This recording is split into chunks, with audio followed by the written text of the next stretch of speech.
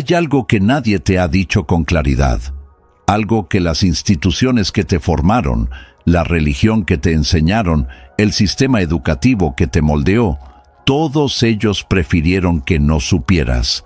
No porque sean malvados, no exactamente, sino porque la verdad que voy a contarte hoy hace imposible controlarte una vez que la entiendes. Y un ser humano que no puede ser controlado por el miedo es un ser humano que ya no necesita intermediarios para vivir. Sientes de vez en cuando una presión en el pecho que no tiene nombre, una angustia que aparece los domingos por la noche o en mitad de una conversación que debería ser tranquila o justo cuando todo parece estar bien. La sientes y no sabes de dónde viene. Y eso, precisamente eso, es lo más perturbador. El sufrimiento sin causa visible es el sufrimiento que más paraliza. Porque no puedes atacar lo que no puedes ver. No puedes resolver lo que no puedes nombrar. Te han enseñado a buscar afuera la razón de tu dolor. El trabajo que no te valora. La pareja que no te entiende. El dinero que nunca alcanza. La familia que no cumplió lo que prometía. Y pasas años, décadas a veces, modificando esas variables externas con la esperanza de que cuando el mundo cambie, tú dejes de sufrir. Cambias de trabajo, cambias de pareja, cambias de ciudad, y el dolor te sigue, como una sombra que no depende del sol. Baruch Spinoza vio esto hace casi 4 siglos, y lo documentó con una precisión que da miedo. No como poeta, no como místico, como matemático, como geómetra de la mente humana, y lo que descubrió es tan radical que la Iglesia lo excomulgó. Sus libros fueron quemados, y su nombre fue borrado de la historia oficial durante generaciones. Lo que descubrió es esto: tu sufrimiento no viene de afuera, viene de adentro, de cómo tu mente interpreta la realidad. Y esa interpretación, esa narrativa que construyes cada segundo sobre lo que te pasa, es una ilusión que tú mismo fabricas, alimentas, y de la que te niegas a salir porque en ella, al menos, hay algo que parece familiar, algo conocido, y lo conocido, aunque duela, siempre se siente más seguro que el vacío de lo nuevo. Hoy vamos a desmantelarla juntos, sin prisa, hasta el fondo. Spinoza nació en Ámsterdam en 1632, hijo de una familia judía que había huido de la Inquisición portuguesa. El padre era comerciante de cierta prosperidad. La madre murió cuando Baruch tenía 6 años. Eso es un dato que los biógrafos mencionan de pasada, como si fuera un detalle menor dentro de la enorme historia de un pensador excepcional. Pero no lo es. Un niño que pierde a su madre a los 6 años aprende algo muy temprano sobre la impermanencia, sobre lo que no puedes controlar, sobre el dolor que llega sin avisar y que no pide permiso para quedarse. Desde pequeño fue considerado un prodigio. Sus maestros decían que tenía una mente que no pertenecía a su época. Estudiaba el Talmud, la Biblia, la filosofía árabe, la geometría de Euclides, todo al mismo tiempo, con una voracidad intelectual que asustaba a los adultos que lo rodeaban. Era el tipo de alumno que hacía preguntas que sus maestros preferirían no tener que responder, y alrededor de los 23 años empezó a hacer exactamente eso, preguntas que sacudían los cimientos de todo lo que su comunidad consideraba sagrado. ¿Realmente Dios escribió la Torá? ¿Existen realmente el cielo y el infierno como lugares físicos? ¿El alma humana es inmortal en el sentido en que nos enseñan? ¿O estamos todos construyendo una historia tranquilizadora sobre nuestra propia insignificancia? Las autoridades religiosas le advirtieron. 1 vez, 2 veces, 3, y Spinoza siguió preguntando. En julio de 1656, la comunidad judía de Ámsterdam emitió contra él el Herem, la excomunión más severa que existe en la tradición judía. El documento original es brutal en su virulencia y extraordinariamente vago en sus acusaciones concretas. Habla de maldiciones, de abominaciones, de alejarse de él como si fuera una enfermedad contagiosa. Nadie podía hablarle, nadie podía acercarse a menos de 4 codos de distancia. Nadie podía leer nada que él hubiera escrito. Nadie podía permanecer bajo el mismo techo.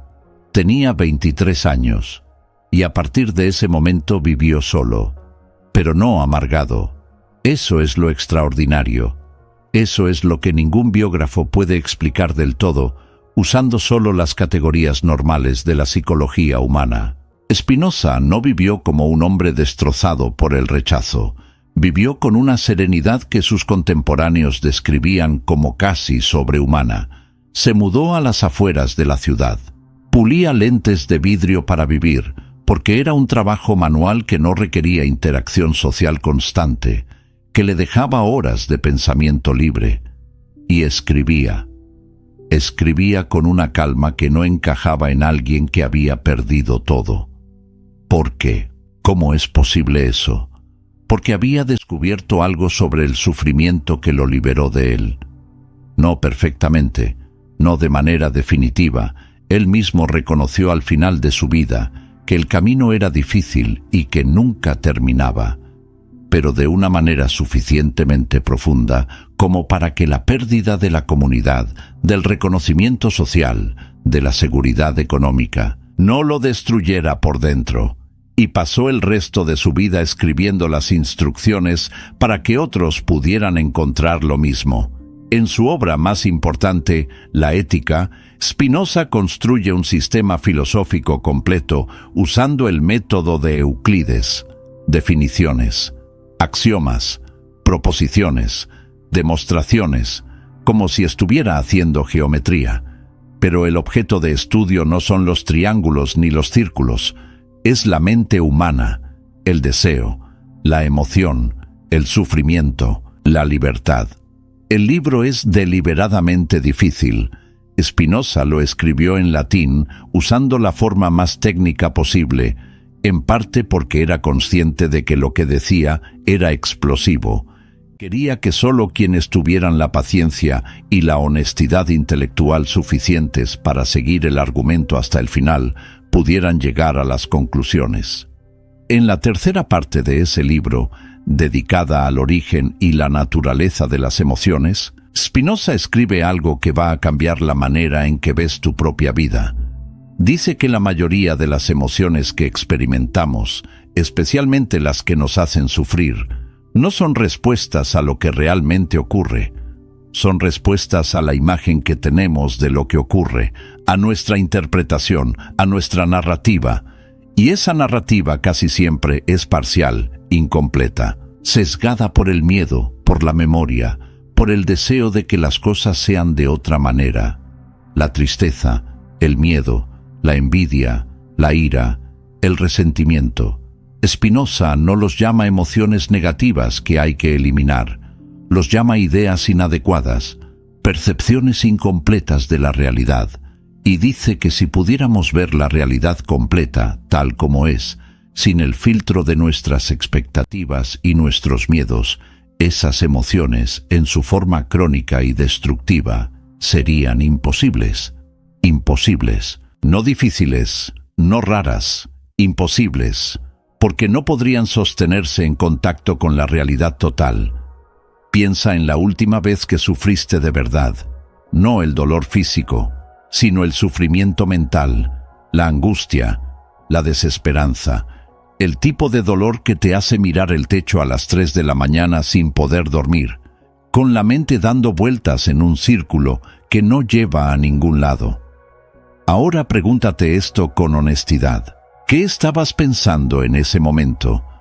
Casi con certeza estabas pensando en algo que no había ocurrido todavía, en un futuro que te daba miedo, en una conversación que todavía no habías tenido, en una pérdida que aún no era real, o estabas pensando en algo que ya había ocurrido y que no podías cambiar, en un pasado que seguías revisitando como si al recordarlo de manera diferente pudieras modificarlo retroactivamente. como si la mente pudiera editar lo que ya existía si lo reproducía con suficiente insistencia.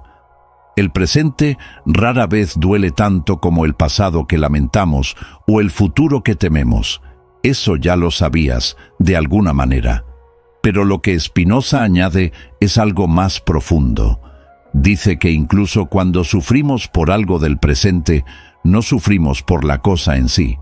Sufrimos por lo que la cosa significa para nosotros, por la historia que le ponemos encima. Y esa historia está construida con los materiales de nuestra biografía, con los miedos que heredamos sin que nadie nos preguntara si los queríamos, con los valores que absorbimos sin elegirlos, con las expectativas que el mundo nos impuso antes de que tuviéramos edad para cuestionarlas. El significado no está en las cosas, está en la mente que las interpreta. Y si el significado está en la mente, puede cambiarse. ¿Puedes percibir cómo esto funciona en tu propia vida? Imagina que dos personas pierden el trabajo el mismo día, las mismas circunstancias externas, el mismo correo del jefe. Para una de ellas, esa pérdida es el fin del mundo, la prueba definitiva de que es un fracaso, la confirmación de todo lo que siempre temió sobre sí misma. Para la otra persona, es una situación difícil, sin duda, pero también una oportunidad incómoda y necesaria de reinventarse. El empujón que nunca se habría dado sola. La realidad externa es idéntica. El sufrimiento es radicalmente diferente. ¿Qué cambió? No el hecho, la interpretación del hecho, la narrativa interna, y ahora la pregunta que Spinoza haría: ¿esa narrativa es verdadera o es solo una de las muchas formas posibles de ver lo que ocurrió? Spinoza diría que la narrativa del que sufre catastrófica y definitivamente es una idea inadecuada, no porque el dolor no sea real, sino porque está construida sobre una comprensión parcial de la realidad, sobre el miedo y la historia personal, no sobre los hechos desnudos. Y una comprensión parcial de la realidad nunca puede ser la base de una vida en paz. Confieso algo. Cuando leí esto por primera vez, mi primera reacción fue irritación, porque me parecía que Spinoza estaba diciéndome que mi sufrimiento era mi culpa, y eso duele de una manera diferente, más íntima, pero me equivocaba en lo que estaba leyendo. Spinoza no dice que el sufrimiento sea tu culpa, dice que es el resultado natural de cómo funciona la mente humana cuando no tiene las herramientas para ver con claridad. No es una acusación, es un diagnóstico. Y los diagnósticos existen para curar, no para culpar al paciente de su enfermedad. Hay una distinción que Spinoza hace y que es fundamental para entender todo lo que viene después. La distinción entre las emociones activas y las emociones pasivas. No en el sentido coloquial de esos términos, en el sentido técnico que él les da. Una emoción activa, en el vocabulario de Spinoza, es la que surge de tu propia naturaleza más esencial, de tu comprensión, de tu razón, de lo más tuyo que tienes. Cuando actúas desde este tipo de emoción, eres tú quien está actuando. Eres la causa de lo que haces. Una emoción pasiva, por el contrario, es la que sufres sin ser su causa, la que te pasa, la que te mueve sin que lo hayas elegido, la que viene de algo externo, de un estímulo, de un recuerdo, de una expectativa que no cumpliste y que opera sobre ti como el viento opera sobre una hoja, sin que la hoja tenga opinión sobre el asunto. La mayor parte del sufrimiento humano, dice Spinoza, es emoción pasiva. No porque las personas sean débiles, sino porque nadie les enseñó a distinguir unas de otras. Nadie les dio las herramientas para ver cuándo están siendo movidas por algo externo y cuándo están actuando desde su naturaleza más profunda. Y esa distinción, cuando la entiendes de verdad, Cambia la textura de la vida de una manera que es difícil de describir sin experimentarla, porque de repente tienes la posibilidad de hacer algo que antes parecía imposible. No eliminar las emociones que duelen, sino observarlas, verlas como lo que son, señales, información, el síntoma de algo que necesita ser entendido, no algo que necesita ser suprimido o combatido o ignorado. La mente que puede observar sus propias emociones sin ser completamente arrastrada por ellas no es una mente sin sentimientos, es una mente más libre, más capaz, más real en su contacto con la vida que una mente que reacciona automáticamente a todo lo que le llega. Eso es lo que Spinoza llamaba libertad, y esa libertad no requiere nada externo para comenzar a ejercerse. Requiere atención, honestidad y la disposición a incomodarse con lo que se encuentra. Aquí es donde la filosofía de Spinoza se vuelve verdaderamente radical, porque no se queda en el diagnóstico, propone una solución. Y la solución tiene un nombre en latín que suena elegante, pero que esconde una idea que va a remover algo dentro de ti, subespecie aeternitatis, bajo la especie de la eternidad, bajo la perspectiva de la totalidad. Spinoza dice que el sufrimiento surge de ver las cosas de manera fragmentada, parcial, desde nuestro pequeño punto de vista, con nuestra pequeña historia, con nuestros pequeños miedos, como si estuviéramos mirando el universo entero a través de un agujero de alfiler y creyéramos que lo que vemos por ese agujero es todo lo que existe, y que la libertad, la verdadera libertad, llega cuando aprendemos a ver las cosas desde una perspectiva más amplia, más completa, desde la perspectiva del todo. No es misticismo, es geometría del alma. Cuando pierdes el trabajo y sientes que tu vida se derrumba, ¿qué estás viendo? Estás viendo ese momento específico, en ese día específico, a través del filtro de tus expectativas específicas sobre cómo debería ser tu vida.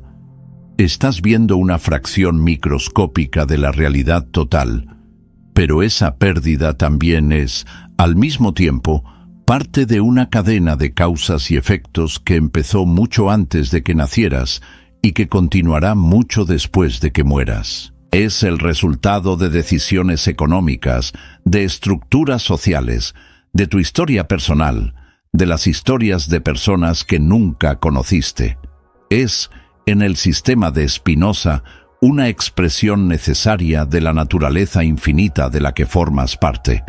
Eso lo hace menos doloroso, no inmediatamente, pero lo hace menos definitivo, menos personal, menos como un veredicto sobre quién eres, y más como un acontecimiento dentro de un proceso que no comienza ni termina contigo.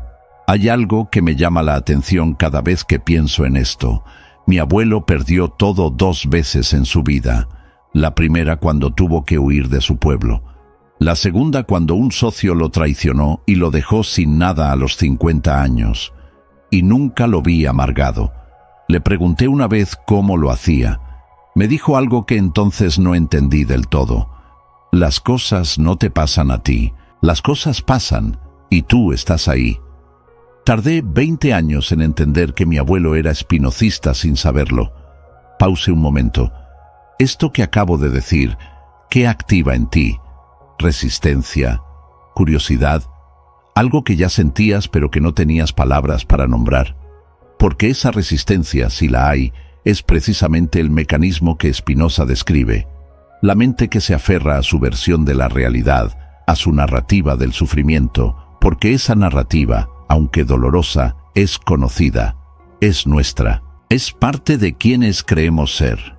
Y lo conocido, por horrible que sea, siempre se siente más seguro que lo desconocido. Eso tiene un nombre en la psicología moderna, zona de confort cognitivo. Spinoza lo llamaría esclavitud de las pasiones. Distintas palabras en distintos siglos para la misma jaula. La pregunta es, con honestidad, sin presión, solo como ejercicio de curiosidad genuina. ¿Quieres seguir dentro? Si la respuesta honesta es que no, entonces hay algo que necesitas entender sobre cómo funciona este proceso de expansión de la percepción, porque no es instantáneo, no es una revelación, es un trabajo diario con tu propia mente. Y Spinoza, con una honestidad que me resulta casi conmovedora, reconoce eso al final de su Ética. Dice que todo lo excelente es tan difícil como raro. Y luego cierra el libro, no con optimismo fácil, no con promesas vacías, con la verdad desnuda de que este camino es arduo, pero también con la convicción de que es el único que conduce a algo parecido a la libertad real. ¿Qué significa en la práctica aplicar esto? No hablo de volverse indiferente, no hablo de suprimir las emociones como si fueran ruido. Spinoza no era un estoico que creía que debías eliminar el sentir, era todo lo contrario.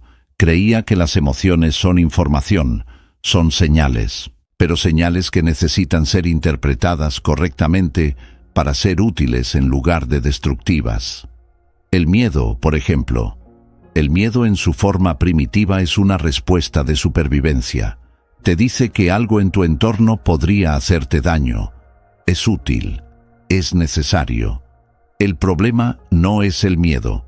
El problema es cuando el miedo deja de ser una respuesta a una amenaza real y se convierte en una narrativa crónica sobre la vida en general. Cuando ya no te dice algo específico, sino que te envuelve como una niebla que colorea todo de gris.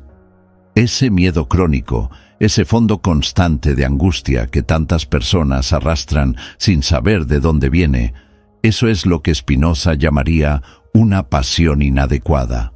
Una emoción que perdió su conexión con la realidad concreta y se convirtió en una historia autónoma que la mente cuenta y recuenta sin necesidad de nuevos eventos que la justifiquen.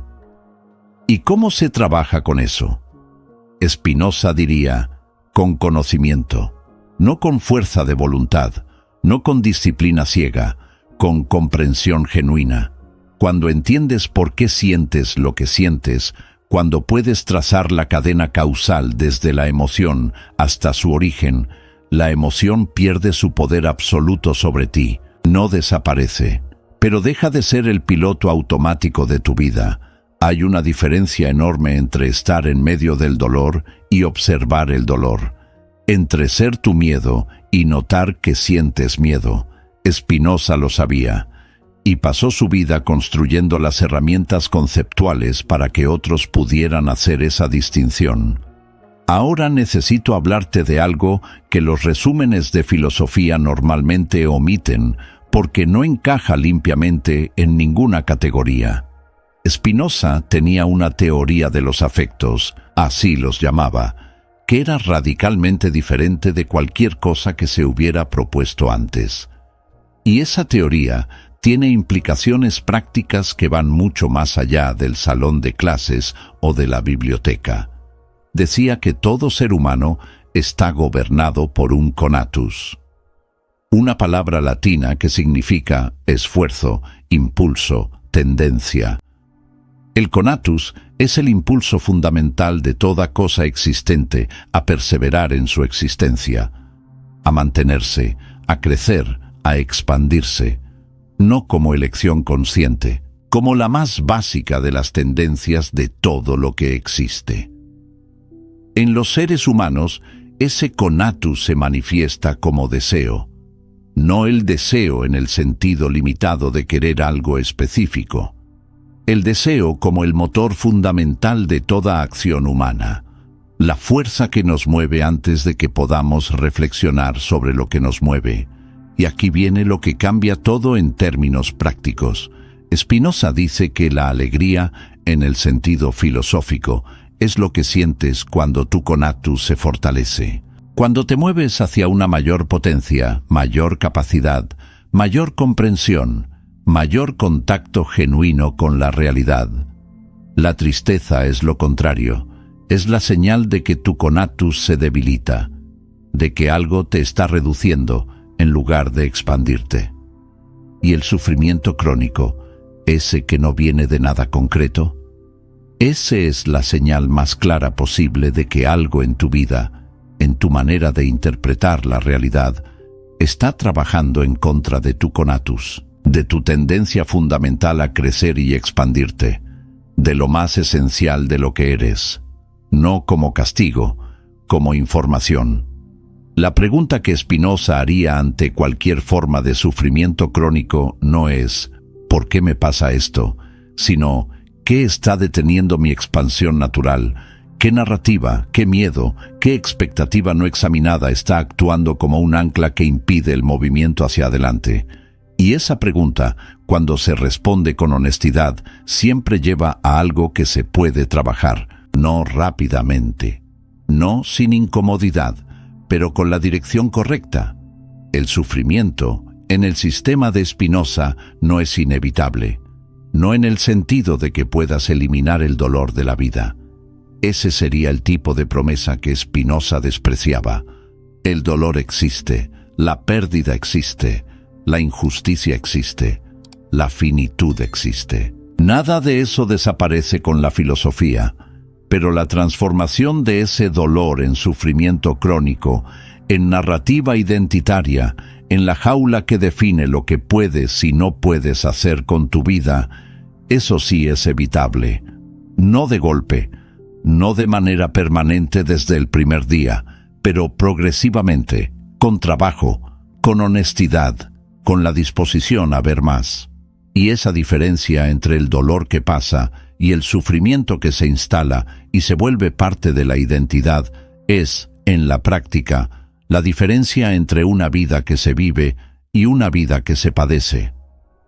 Spinoza eligió vivir su vida, excomulgado, solo, sin reconocimiento, con los pulmones dañados y el tiempo contado, eligió dedicar cada hora disponible a la comprensión más completa posible de la realidad, no porque fuera invulnerable, porque había entendido que la única respuesta genuina al dolor es comprenderlo, y que comprenderlo, verlo completo, ubicarlo dentro del sistema más grande del que forma parte, es la única manera en que el dolor deja de ser una prisión.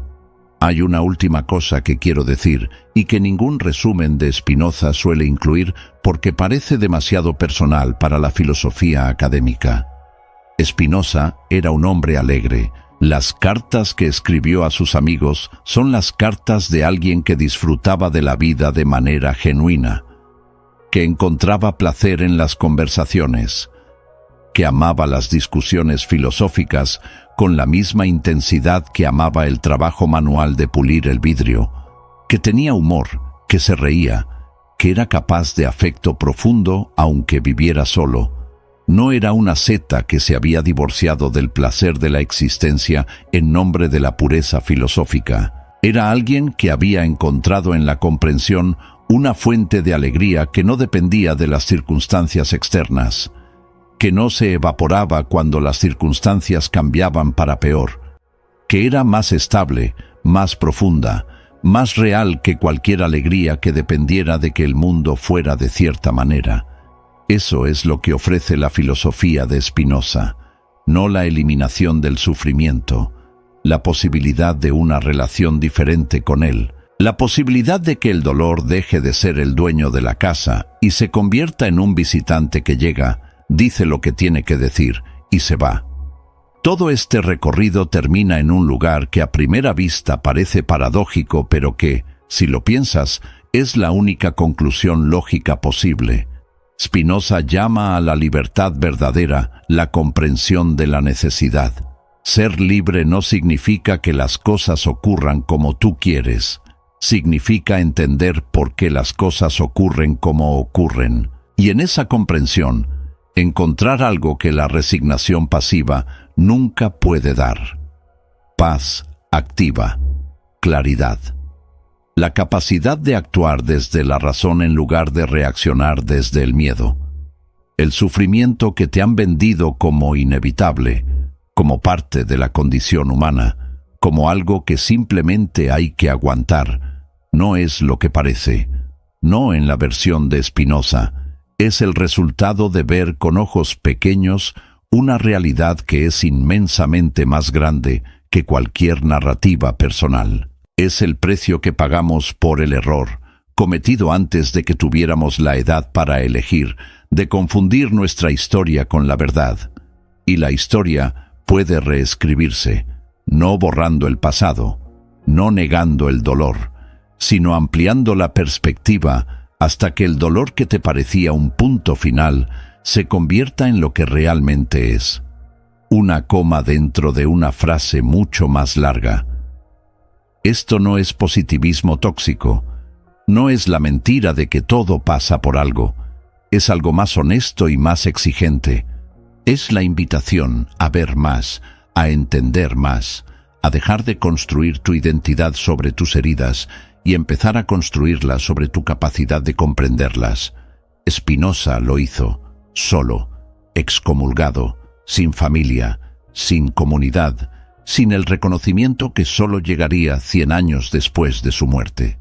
Y dejó escritas, en proposiciones geométricas que costaba leer, las instrucciones para hacer lo mismo. No es fácil, nunca lo dijo, pero es posible. Y eso, en sí mismo, cambia todo. Si esto que escuchaste hoy te sacudió algo por dentro, si hay una parte de ti que reconoció en estas palabras algo que ya sabía pero no podía articular, entonces el trabajo ya comenzó. No el trabajo de cambiar tu vida de golpe, sino el trabajo más lento, más profundo y más transformador de cambiar la manera en que la ves. Porque cuando eso cambia, todo lo demás cambia también. No de manera mágica, de manera necesaria, como en geometría, como en la ética de Spinoza. El sufrimiento es real, pero la jaula que lo sostiene está hecha de palabras, y las palabras, al final, son tuyas. La pregunta es si estás dispuesto a examinar las que heredaste y elegir las que quieres quedarte. Eso, y no otra cosa, es lo que Spinoza llama libertad.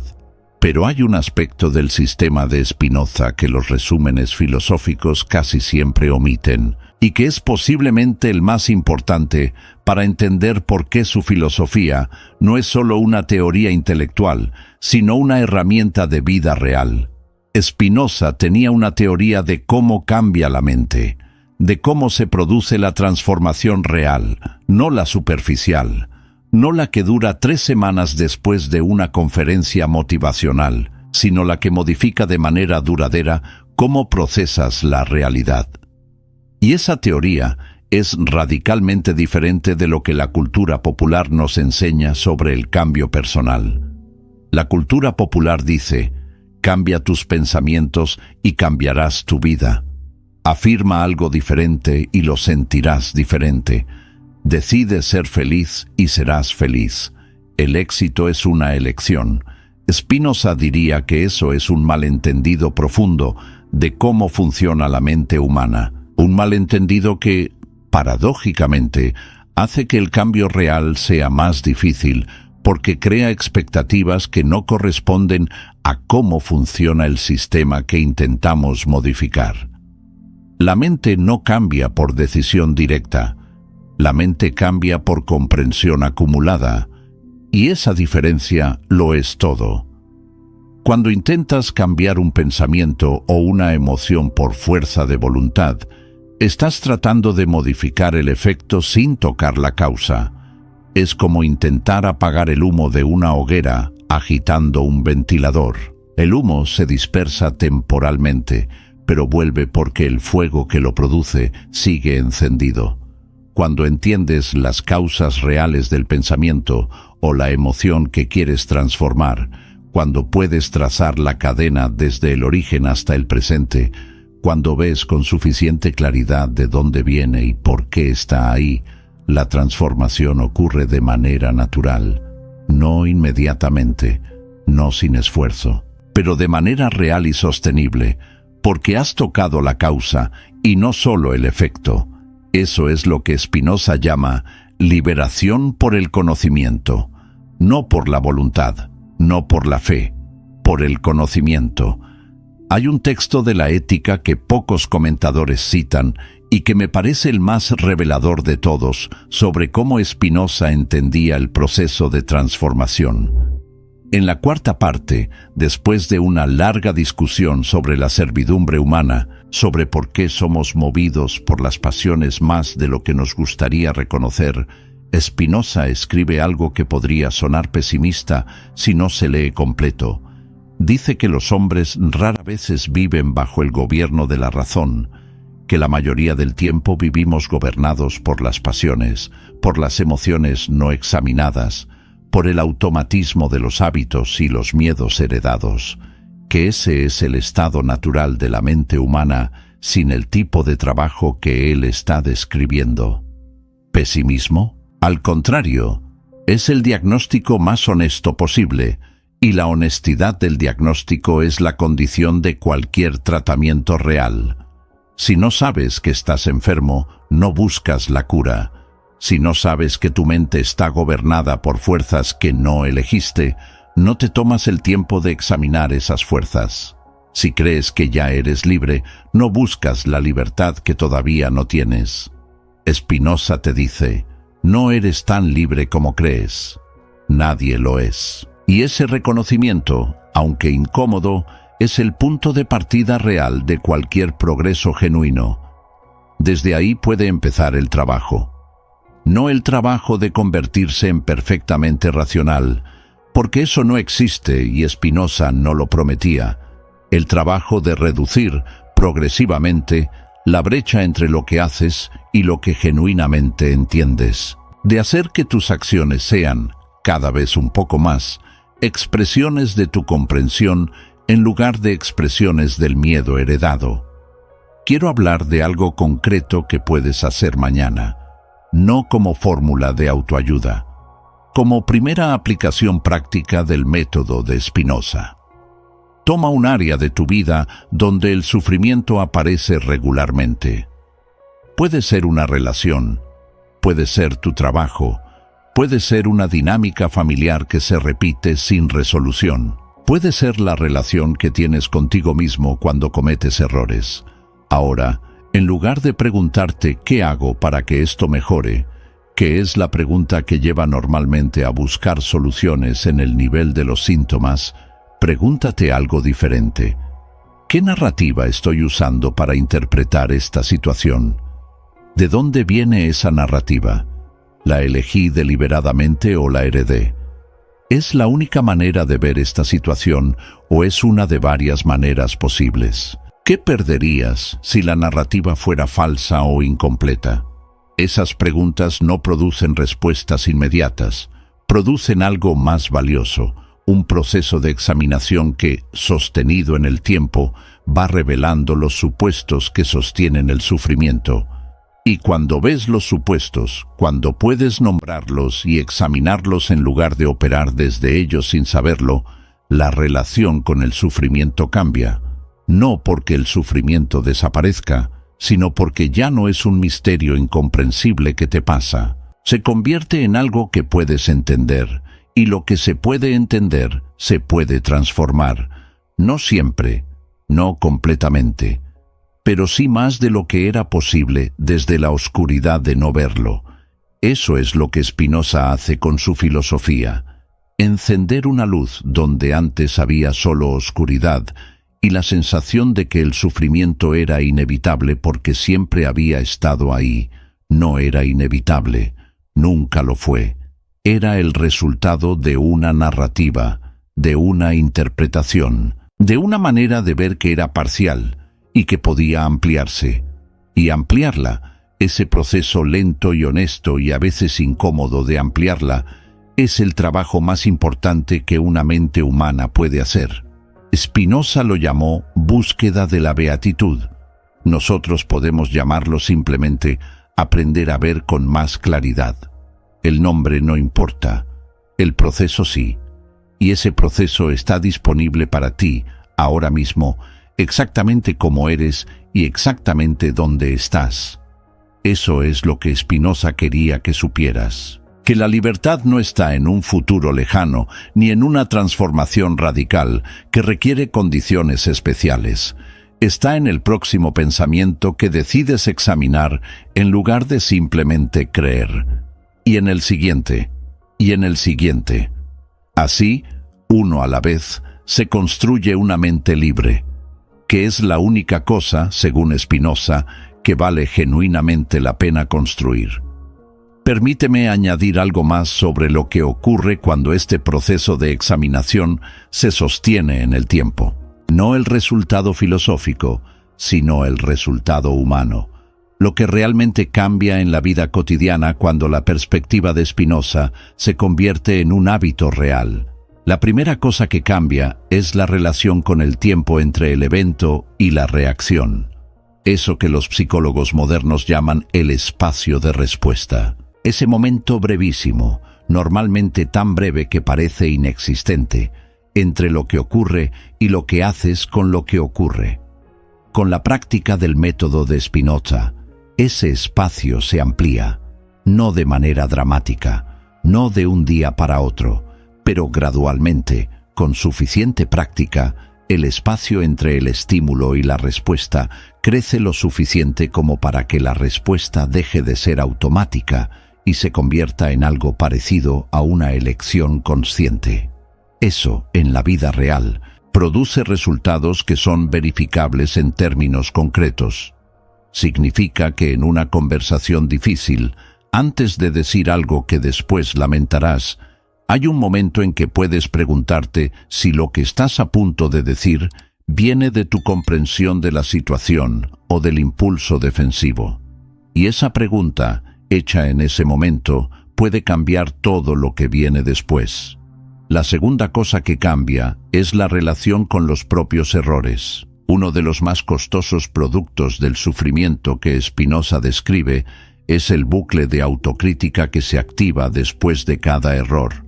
El te lo dije que llega de tu propia voz interna, la narrativa de que eres incapaz o irresponsable o destinado a repetir siempre los mismos patrones. Spinoza no diría que esa autocrítica es incorrecta en sus hechos. Si cometiste un error, lo cometiste. Eso es real. Pero diría que la manera en que procesas ese hecho determina si aprendes de él o si simplemente te castigas por él sin llegar a entenderlo. Aprender de un error requiere entender sus causas. ¿Qué información no tenías? ¿Qué supuesto resultó falso? ¿Qué emoción estaba distorsionando tu percepción en ese momento? ¿Qué podrías hacer diferente si la misma situación se repitiera? Esas preguntas producen aprendizaje real. Producen cambio. Modifican la causa para que el efecto sea diferente la próxima vez. La autocrítica severa sin examinación de causas produce solo sufrimiento sin aprendizaje. Y el sufrimiento sin aprendizaje es el más inútil de todos. La tercera cosa que cambia, y quizás la más importante en términos de calidad de vida, es la relación con la incertidumbre. Vivimos en una época que produce cantidades extraordinarias de incertidumbre. Incertidumbre económica, incertidumbre política, incertidumbre sobre el futuro de instituciones que creíamos permanentes. Incertidumbre sobre la salud, sobre las relaciones, sobre el sentido de lo que hacemos. La respuesta habitual ante esa incertidumbre es el miedo. El miedo que busca certeza donde no hay, que acepta narrativas simplificadoras porque simplifican, que prefiere la falsa seguridad de una respuesta incorrecta a la incomodidad honesta de seguir en la pregunta. Spinoza propone algo diferente. Propone la tolerancia activa a la incertidumbre, no como resignación, sino como reconocimiento honesto de que la realidad es más compleja que cualquier narrativa que podamos construir sobre ella, y que esa complejidad, aunque produce incomodidad, también produce algo valioso. Nos mantiene abiertos, nos mantiene aprendiendo, nos mantiene en contacto con la realidad en lugar de con la imagen que hemos construido de ella.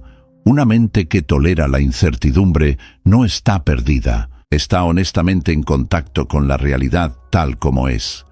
Y esa honestidad, aunque incómoda, es la única base posible para decisiones que resulten realmente buenas a largo plazo. Eso es lo que el método de Spinoza produce si se practica con seriedad y con paciencia, no la certeza que el miedo busca, la claridad que la comprensión hace posible, y en la diferencia entre certeza y claridad está, quizás, toda la diferencia entre una vida que se padece y una vida que se vive. El sufrimiento que crees que es inevitable probablemente no lo es, pero para saberlo con certeza tienes que estar dispuesto a examinarlo, a mirarlo de frente, a preguntarle de dónde viene y qué quiere decirte. Spinoza hizo eso, con todo, con el dolor de ser rechazado, con el dolor de estar solo, con el dolor de saber que el tiempo se agotaba y que el mundo todavía no estaba listo para lo que tenía que ofrecer. Y desde esa examinación honesta de todo su sufrimiento, construyó algo que duró 4 siglos y que todavía hoy llega a mentes que no sabían que lo estaban buscando. Ese es el poder del método. Ese es el regalo de Spinoza. Úsalo bien. Hay algo que quiero decirte directamente antes de terminar. Algo sobre la relación entre la filosofía de Spinoza y lo que estás viviendo tú, ahora, en tu vida concreta. No sé cuál es tu sufrimiento específico. No sé si es una relación que se rompió, un trabajo que se perdió, una expectativa que la realidad no cumplió, una pérdida que no terminas de procesar, una ansiedad que lleva tiempo contigo y que no acabas de entender del todo. No lo sé.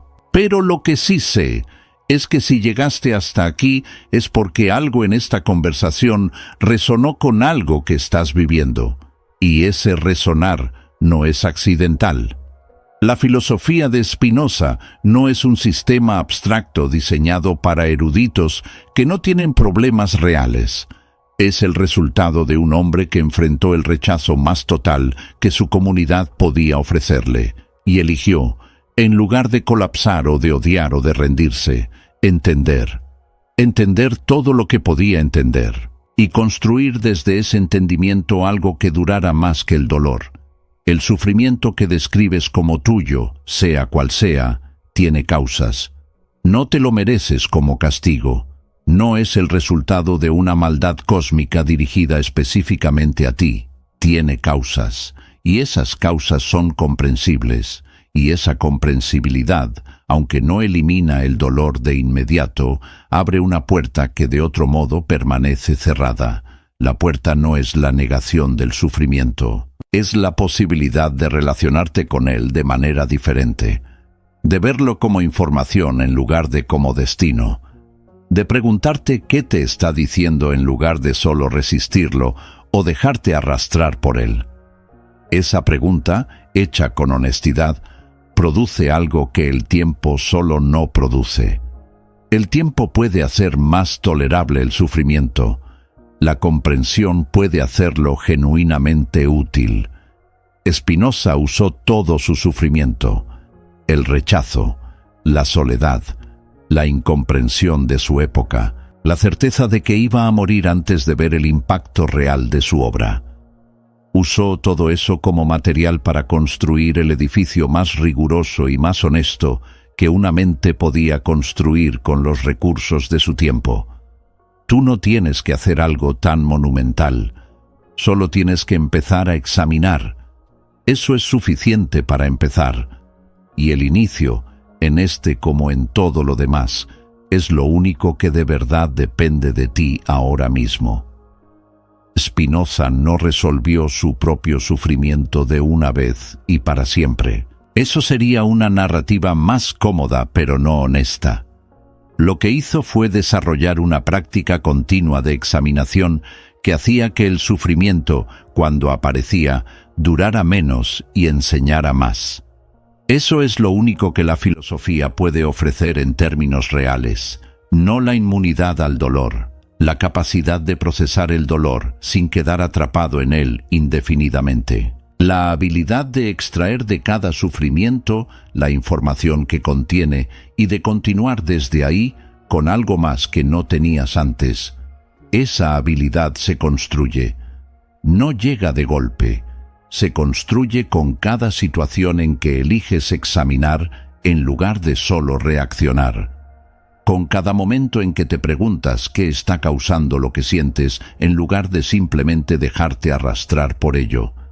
Con suficiente práctica, el proceso se vuelve más rápido, más natural, menos costoso. Y el resultado acumulado de esas prácticas es, con el tiempo, una mente cualitativamente diferente a la que comenzó el proceso. No perfecta, no libre de dolor, pero considerablemente más libre que antes. Eso es lo que Spinoza ofrece, y es más que suficiente para empezar. Hay una última cosa que vale la pena nombrar. El método que Spinoza construyó no fue diseñado para una élite intelectual. Fue diseñado para cualquier mente que esté dispuesta a usarlo con honestidad. Eso incluye mentes que nunca leyeron filosofía, mentes que no conocen la diferencia entre la imaginatio y la ratio, mentes que llegaron a Spinoza por un camino completamente diferente al de la academia. El criterio no es la erudición.